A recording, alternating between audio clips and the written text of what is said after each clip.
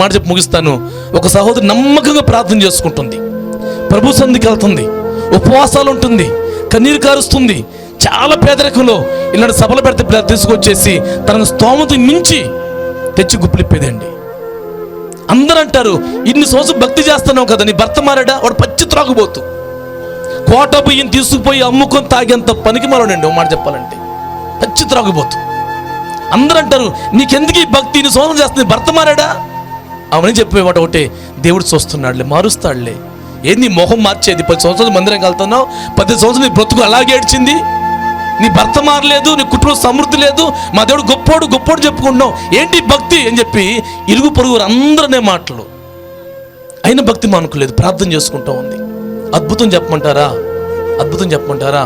ఆ త్రాగుబోతులు ఫుల్గా తాగి పిల్లారా తోలత కింద పైన పడతా ఒక సత్రం లాగా ఉంటే, ఇప్పుడు లెవెల్ బస్ స్టాండ్లుగా ఉంటే రోడ్డు పక్కన ఉంటాయి కదా సత్రాలు, ఆ సత్రంకి వెళ్ళి కూర్చున్నాడంట. అమ్మా, ఆ సత్రంలోకి వెళ్ళి కూర్చుంటే ఆ సత్రంలోకి ఒక ఈదు కుక్క వచ్చిందంట. హల్లెలూయా. ఏ కుక్క వచ్చిందంట? ప్రభువు ఎలాగైనా అద్భుతం చేయగలడు. హల్లెలూయా. ఒక ఈదు కుక్కను వస్తే ఆ కుక్క అంట తన పిల్లలు కూడా వచ్చిందంట, బొడ్డు పిల్లలు వచ్చినాయంట. ఈ మాట అర్థమవుతుందా? ఆ ఈదు కుక్క పక్క తిరిగి పనుకుంటే ఆ కుక్క పిల్లలు 4 కూడా తల్లి దగ్గర వచ్చేసి చక్కగా పాలు తాగి ఆ కుక్కతో ఆడుకుంటా ఉన్నాయంట. హల్లెలూయా. ఎందుకు ఈ మాట చెప్తున్నా అర్థమవుతుందా? ఈ త్రాగుబోతులు చూస్తా ఉన్నాడు. ఆ తల్లి కుక్కతో ఆ పిల్లలు చక్కగా ఆట ఆడుకుంటున్నాయి, సమృద్ధిగా పాలు తాగిని, చక్కగా గంతులేస్తున్నాయి. ఇది చూస్తున్నాడు అనిపిస్తుందంట, ఛీ, నాది ఒక బ్రతుక, నన్ను చూస్తే నా పిల్లలు భయపడి పారిపోతున్నారే, నన్ను చూస్తే డాడీ అని ప్రేమ దగ్గర రాలేకపోతున్నారే, నాతో ఆటలాడలేకపోతున్నారే, కనీసం కుక్క తన పిల్లల కడుపు నిండా పాలు ఇచ్చింది, నేను నా బిడ్డలు నోటి బియ్యం తీసిపోయి అమ్ముకు తాగొస్తున్నానే, నాది ఒక బ్రతుక, ఛీ. ఎక్కడొచ్చిన ఆలోచన? కుక్కను చూసి వచ్చిందండి ఆలోచన. హల్లెలూయా. 10 సంవత్సరాల ప్రార్థన వ్యర్థమైందండి. ఇంటికి వచ్చేసాడు. ఆయన వస్తాను పెద్ద పిల్లలు వచ్చిండు, గజ్జ భార్య ఉనికిపోతుంది. ఆయన వస్తాను తెలిసి పిల్లలైపోయి ముసుకేసుకొని నిద్రపోతుంటే పిల్లలు పునుక్కొని యాక్షన్ చేస్తుంటారు. ఆ రోజు ఇంటికి వచ్చేసాడు, డల్లుగా ఉన్నాడు. భార్యకి అర్థం కావట్లా, ఓ ట్యాకి పెట్టాడు అని చెప్పి అర్థం కావట్లేదు. సైలెంట్గా వచ్చింది. అయ్యా ఏమైంది? ఏం లేదు పో అన్నాడు. మాట్లాడే హక్కు లేదు అక్కడ, అంత పనికి మాలినాడు. సైలెంట్గా ఇప్పుడు వెళ్ళిపోయింది. 2 రోజులు పొద్దునే లేచాడు, భుజాన్ని కండ వేసుకున్నాడు, వెళ్ళిపోయి ఎప్పుడు చేయనివాడు, అయ్యా నేను పనికి వస్తానయ్యా, నన్ను పనిలో పెట్టుకున్నాయ్యా. నువ్వు తాగుబోతాడు, నువ్వు పని ఏం చేస్తావు పోరా అని చెప్పి ఎవరు పని ఇవ్వలేదు. టౌన్కి వెళ్ళిపోయాడు. బుచ్చుల మీటింగ్ వెళ్ళిపోయాడు, బేల్దరి పని బుచ్చుల మీటింగ్కి వెళ్ళిపోయాడు. బుచ్చులు మోసి సాయంత్రానికి 500 తీసుకొని వస్తా ఒక కవర్లో కాయలు తీసుకొని ఇంట్లోకి వస్తే భార్య అంటుంది, 7 జేబులు కొట్టాడు. హల్లెలూయా. ఏందంట? ఇడు 7 జేబులు కొట్టాడు. ఎప్పుడు తినడానికి కాయలు తెచ్చాడే, ఎవడిని మోసం చేశాడు అనుకొని ఆ కాయలు అంటుకో పక్కన పెట్టేసింది. కానీ మాట్లాడట్లా, ఆయన సైలెంట్గా ఉన్నాడు.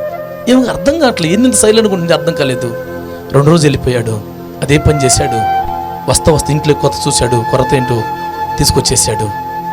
అన్నం తినబోతుంటే చేతులు మంట పడుతున్నాయి, పుళ్ళు పడ్డాయి, కలుపుకోలేకపోతున్నాడు, కలుపు నీళ్ళు వస్తున్నాయి. ఆ భార్య చూసింది, ఏంటి అసలు ఏం జరిగిందయ్యా, 2 రోజుల నుంచి మౌనంగా ఉంటున్నావు, నాకు అర్థం కావట్లేదు, ఏంటి అంటున్నాడు. చేసి చూపించాడు, అన్నం కలుపుకోలేకపోతున్నాను, 2 ముద్దలు పెడతావా? ఏ రోజు ప్రేమకు ప్రకటించినవాడు కాదు, ఏ రోజు ఆమె సరదా సంతోషం చూసినవాడు కాదు, ఏ రోజు తిన్నావా అని అడిగినవాడు కాదు, ఏ రోజు కూడా ప్రేమగా పిలుచుకొని పక్కన నుంచి పెట్టినాడు కాదు. ఇలా అన్నాడు, కొంచెం 4 ముద్దలు నోట్లో పెడతావు కలిపి. గుండెలు బద్దలేమి భార్యకి ఏడుస్తుంది. అయ్యా ప్రభు, నా భర్తను మార్చేవయ్యా, ఈ ప్రేమ కోసం 10 సంవత్సరం ఏడుస్తున్నానయ్యా, నా భర్తను మార్చని చెప్పి ఎక్కులు పెట్టి ఏడుస్తుంటే అన్నాడంట. అమ్మ ఇంకెన్నింటి తాగను నేను, ఒక కుక్కను చూశాను, నా బ్రతుకు కుక్క కంటే అసహ్యం అనిపించింది, కుక్క కన్నా బ్రతుకు అసహ్యం అనిపించింది. కుక్క తన పిల్లలకి కడుపు నిండా పాలిస్తే నా బిడ్డలకి కూడా లేకుండా చేసిన దౌర్భాగ్యం నేను. ఇక్కడి నుంచి నేను పొరపాటును తాగనమ్మని చెప్పి బోర్ నేర్చండి పిల్లారా. ఇద్దరు కలిసి బయలు పుట్టుకుని మందిరం వెళ్తుంటే ఏ నోరు లేవనే అంట. వాడెందుకు మారతాడే, నీ పిచ్చి కాకపోతే వాడెందుకు నీ బతుకును బాగు చేస్తాడే, వాడు దుర్మార్గుడైతే ఏ నోర్లు వాగినాయో పిల్లారా, ఆ నోర్లు ఆశ్చర్యపోయి చూస్తాను ఈ రోజున. హల్లెలూయా. ఎన్ని సంవత్సరాలు కన్నీరు కార్చింది, ఎన్ని సంవత్సరాలు మందిరంలో పరిసర చేసింది, దేవుని మందిరం చేసిన ప్రార్థన వ్యర్థమైందా? ఎంతమంది అడ్డుపడ్డారో, ఎంతమంది ఎందుకు పిచ్చిదలా పోతానని చెప్పారో, ఆయన దేవుని ముందు విడువకే అంటాడింది పిల్లారా. ఆ మందిరంలో కార్చిన కన్నీరు వ్యర్థం కాకుండా తన మూర్ఖత్వాన్ని మార్చి దేవుడు మందిరం తీసుకురాలేదా? ఈరోజు నువ్వు మందిరం విడిచిపెడుతున్నావు అండి, ఎక్కడ మేలు పొందుకుంటావు? ఆ స్థలాన్ని విడిచిపెట్టి నువ్వేం బాగుపడతావు? ఎలాంటి ఆశీర్వాదం పొందుకుంటావు? పిల్లారా, ఇవి కట్టుకాతలు కాదు, జరిగిన వాస్తవాలు. ప్రభు సన్నిధిలో గొప్ప గొప్ప మేలు నుండి దావీదు అంటాడు, ఆ మేలు చదివి నేను తృప్తి పరచబడుతున్నాను. ఈరోజు కొన్ని కోట్ల రూపాయలు ఇచ్చిన ఆ భార్యకి సంతోషం ఉండదు, కానీ భర్త మారి బైబిల్ పట్టుకొని మందిరంకి వస్తుంటే ఎంత సంతోషం అండి, ఇంకా ఎంత ఆనందం పిల్లారా. అలాంటి మందిరానికి నిర్లక్ష్యం వస్తున్నావే, ఉపవాస ప్రార్థన రావే, మందిర పరిసర అంటూ రావే, అన్నిటికీ ఆలస్యమే. నీ సొంత పనులు బాగా చేసుకుంటున్నావు. దేవుడి మందిరాన్ని ప్రేమిస్తున్నావా? దేవుడి సన్నిధి విడిచి పారిపోతున్నావా? ఎలా బాగుపడుతున్నావు? ఎక్కడికి వెళ్తే బాగుపడతావు?